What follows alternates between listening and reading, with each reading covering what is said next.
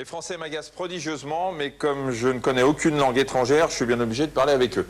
C'est Michel Audiard qui s'exprimait, et il est vrai qu'à l'heure actuelle, parler plusieurs langues est plutôt un atout, presque une nécessité. Mais que se passe-t-il dans notre cerveau? Sommes-nous tous égaux devant l'apprentissage des langues étrangères? C'est ce que nous allons voir dans le dossier du magazine. Il faut d'abord savoir que l'origine de la parole remonte à 300 000 ans chez Homo sapiens. Mais les langues humaines, le langage, comme on le connaît aujourd'hui, date d'environ 100 000 ans. Pour parler correctement, il faut aussi bien entendre les sons. Vous le savez, le son va entrer dans l'oreille sous forme d'ondes qui vont passer dans les différentes structures de l'oreille. Ça rentre bien sûr par le conduit auditif, ça va taper sur le tympan, hop, les petits osselets, ça va arriver ici. Ensuite, ça va passer dans l'escargot, le colimaçon. Et tout ça, ça va aboutir, ça va être transformé en influx nerveux dans l'oreille interne et ça va remonter par le nerf auditif qui va ensuite le transmettre au cerveau. Et c'est la zone de l'audition que vous voyez ici en rouge qui va intégrer les sons. Cette zone est également très importante pour apprendre justement la langue. Alors, il y a de plus en plus d'écoles de langue et leurs méthodes sont plus ou moins efficaces. En France, l'enseignement des langues met peu l'accent sur l'écoute et l'expression orale. Nous nous sommes rendus dans une école Tomatis qui privilégie justement cet aspect-là. Un reportage de Ludovic Jean et Damien Soc. Nous avons terminé les tests. On va faire le test d'écoute pour déterminer quelle est l'analyse des fréquences de votre oreille. Donc on va vérifier tout ça. Non, nous ne sommes pas chez un ORL et ce monsieur ne passe pas d'audiogramme. Nous sommes tout simplement dans une école de langue. Cette enseignante va mesurer en hertz les fréquences sonores que l'oreille de ce stagiaire peut analyser. On lui proposera ensuite un programme d'enseignement de l'anglais adapté à son oreille. Casque et vous me dites pour chaque son s'il est plus grave ou plus aigu que celui qui le précède.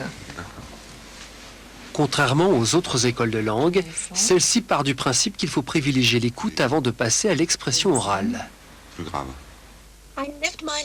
Il existe en réalité un circuit qu'on appelle en fait le circuit de la boucle audio-vocale, un circuit très étroit de contrôle, si vous voulez, de rétroaction, entre ce qui est émis par la voix et ce qui est analysé, capté par l'oreille.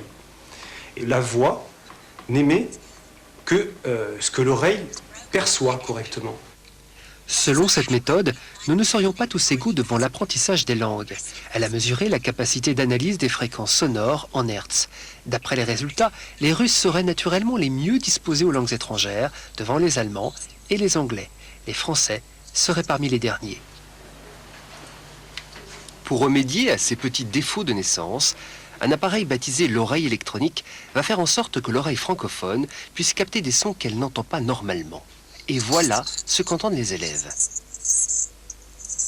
Des sons qui ressemblent un peu à celui d'une chaîne cryptée. Cet appareil amplifie les fréquences caractéristiques de chaque langue, plus aiguës pour l'anglais ou plus graves pour l'espagnol. Objectif, développer d'abord la sensibilité naturelle à la musique de la langue avant de mobiliser la réflexion. J'ai le sentiment d'avoir un petit peu plus de sensibilité, que mon oreille s'est un petit peu plus ouverte et j'ai l'impression de comprendre tous les mots et de pouvoir les reproduire.